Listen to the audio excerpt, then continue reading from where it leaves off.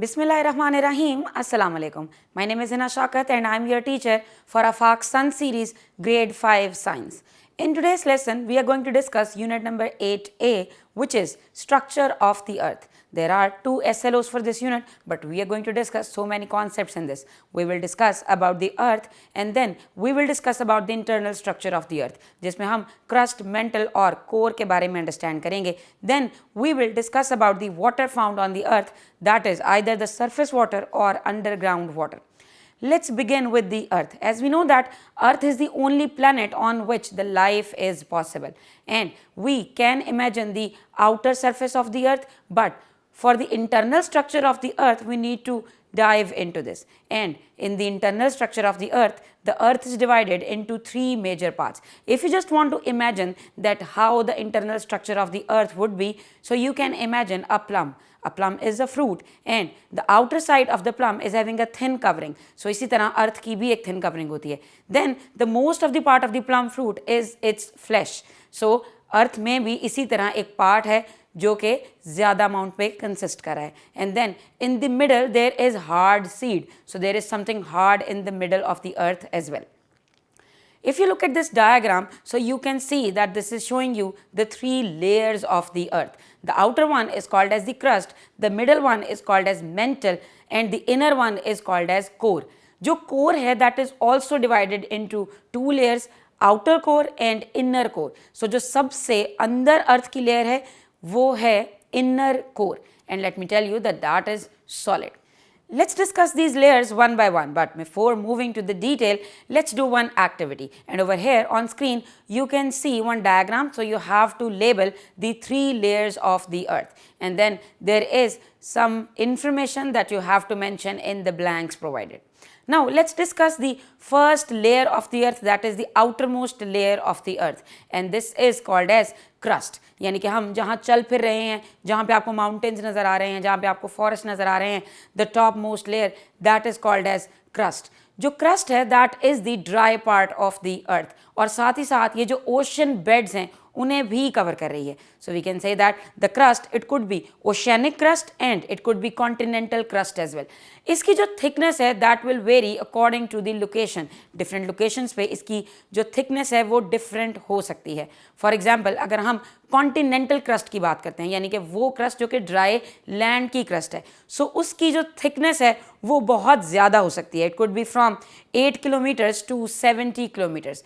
लेकिन जब हम ओशियानिक क्रस्ट की बात करते हैं, यानी कि जो सी बेड्स हैं, ओशंस या सी बेड्स, उनके नीचे जो अर्थ क्रस्ट है that would be less thicker than that of the continental crust, और उसकी जो थिकनेस है that would be around 5 kilometre to 8 kilometre. अगर हम इनकी कॉम्पोजिशन की बात करें तो उसमें भी डिफरेंस है. जब हम कॉन्टिनेंटल क्रस्ट की बात करते हैं so that is mainly composed of the rock that is granite. लेकिन जब हम ओशियानिक क्रस्ट की बात करते हैं तो वो मोस्टली बेसॉल्ट रॉक की बनी हुई होती है. So the crust is made up of rocks, और जो क्रस्ट है that is the outer most part in the structure of the earth, and there could be continental crust and there could be oceanic crust as well. The second part in the structure of the earth, the second layer is mantle.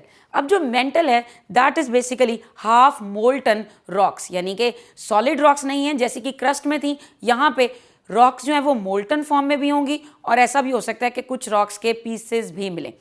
mantle का जो temperature है वो बहुत ज़्यादा होता है, and due to the high temperature कुछ जो रॉक्स हैं वो मेल्ट कर जाती हैं, and some rocks they will break. It is mainly made up of magnesium, silicon, oxygen and there are some other elements present as well.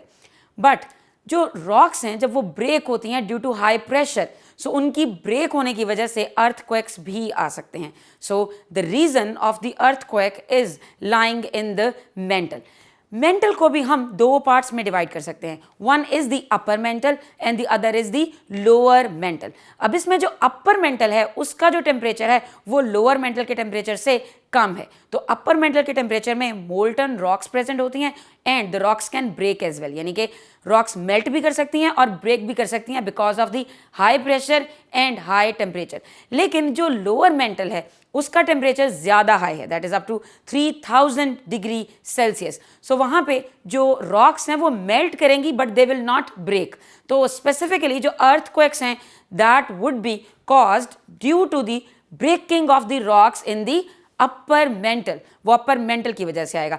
एक और difference भी है अपर मेंटल और लोअर मेंटल में, that is the difference of the thickness. जो upper mantle है वो less thick होता है, दैट इज अबाउट 640 किलोमीटर्स, लेकिन जो लोअर मेंटल है उसकी थिकनेस 640 किलोमीटर से 3000 किलोमीटर्स तक जा सकती है। सो क्रस्ट के भी दो पार्ट्स हो सकते हैं, दो तरह की क्रस्ट हो सकती है।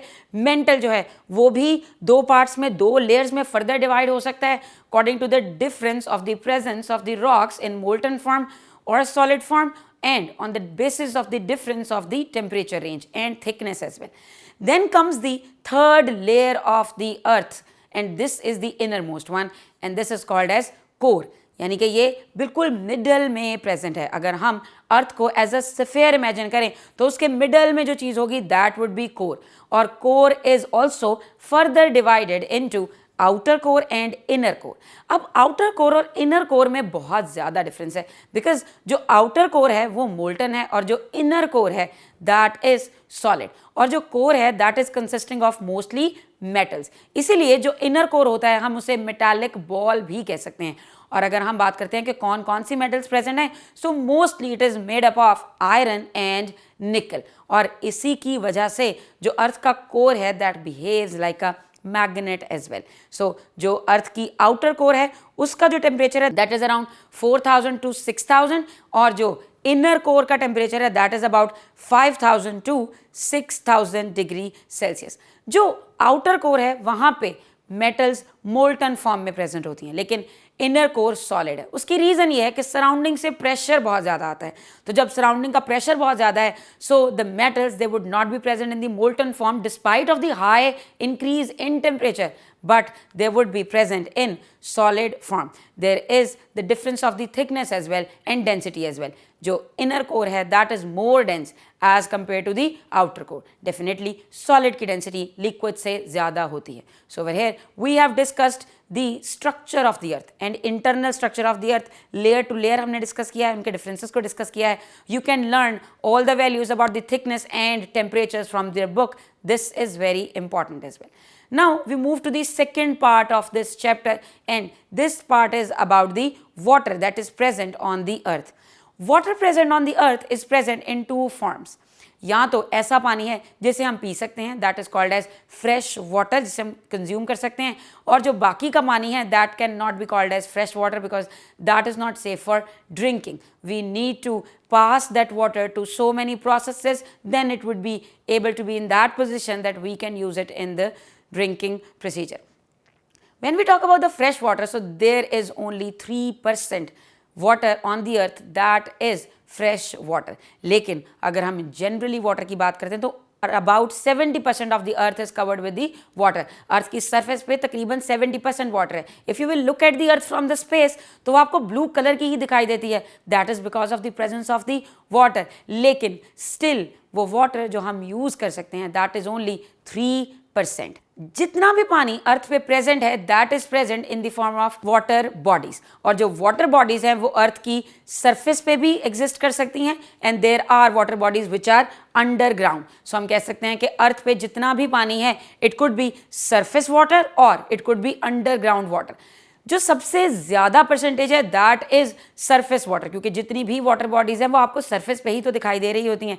Oceans, lakes, seas, rivers, streams, ये सारी वाटर बॉडीज़ हैं. सो ये वाटर बॉडीज़ आपको अर्थ की सरफेस पे मिल रही हैं. अब डिफरेंट तरह की वाटर बॉडीज़ हो सकती हैं. फॉर एग्जांपल आपके पास ओशंस और सीज हो सकते हैं. ओशंस और सीज में देयर इज सॉल्टी वाटर, यानी कि सॉल्ट कंटेंट बहुत हाई है. सॉल्ट कंटेंट बहुत हाई है तो उस ओशन या सी में पाए जाने वाले लिविंग ऑर्गेनिजम्स भी डिफरेंट होंगे from the other type of water, that is fresh water. ये पीने के काबिल पानी नहीं है, बट हम इसे और बहुत सी जगहों पे यूज़ कर सकते हैं। For example in the generation of the electricity as well. So ऐसी चीज़ों में ओशन और सी वाटर का बहुत ज़्यादा यूज़ है। Then comes the water which is present in river and streams. ये हमारे लिए सबसे ज़्यादा काबिल इस्तेमाल और एक्सेसिबल भी है। रिवर्स और स्ट्रीम्स जो हैं वो रेन वाटर से बन रहे होते हैं।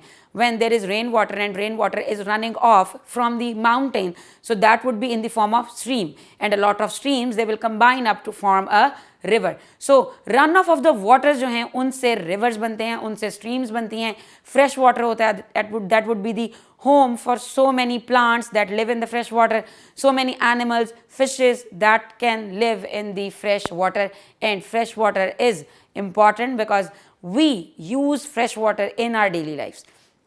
Then comes another type of water that is present on the surface of the earth, that is in the form of glaciers and ice caps. Glaciers और आइस कैप्स का नाम आपने पहले ही सुना होगा। This is the solid form of water, यानी कि ज़रूरी नहीं है कि हमेशा वाटर बॉडीज जो हैं वो लिक्विड वाटर ही कंटेन करें। There are some water bodies which will be having solid water and that is in the form of ice. जिन इलाकों में बहुत ज़्यादा बर्फबारी होती है, बहुत ज़्यादा स्नोफॉल होती है, so over the period of time that snow that will pile up the ice caps and that will pile up the glaciers. और जब वो ग्लेशियर्स बन जाते हैं and during the summers they will melt down and that water that would be sent back to the streams and the rivers. लेकिन water बहुत ज़्यादा amount में स्टोर होता है इन ग्लेशियर्स में, और ग्लेशियर्स में जो वाटर स्टोर होता है दैट इज़ फ्रेश वाटर, क्योंकि रेन से जो वाटर आ रहा है that is fresh water. Even the clouds were formed over the oceans, लेकिन ओशन से भी जब वाटर इवेपोरेट करता है तो salt is not going to evaporate, only the fresh water will be evaporated. सिर्फ पानी इवेपोरेट होगा एंड देन स्नोफॉल में भी जो वाटर है that is the water without the salt. अगर हम ग्लेशियर्स और आइस कैप के डिफरेंस की बात करते हैं तो आइस कैप्स हम कहते हैं जब लॉन्ग एरिया पे, ह्यूज एरिया पे a lot of snow is covering something, जैसे कि पोल्स पे, अंटार्कटिका वगैरह पे।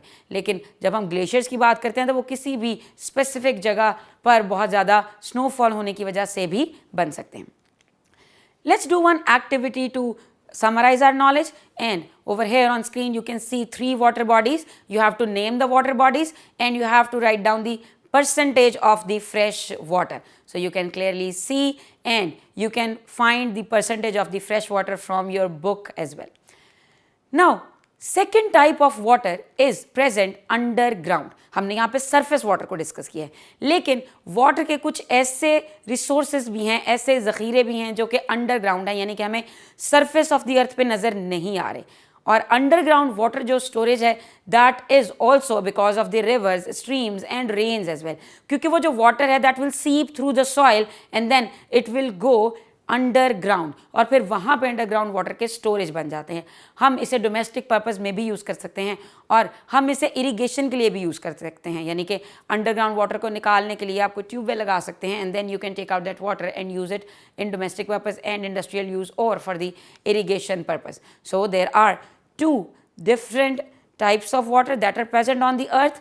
One is the surface water, other is the underground water. You can learn more about this and the water bodies from your book and from your internet as well.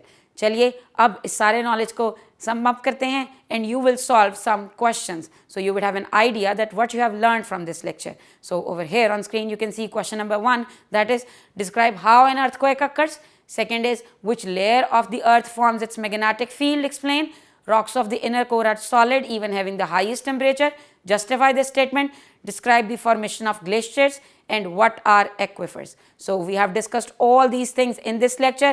Aquifers के लिए you can refer to the underground water as well. So हमने आज के इस lecture में structure of the earth को discuss किया है and we have discussed about the water bodies which are present on the earth. See you all in next lecture. Take care. Allah Hafiz.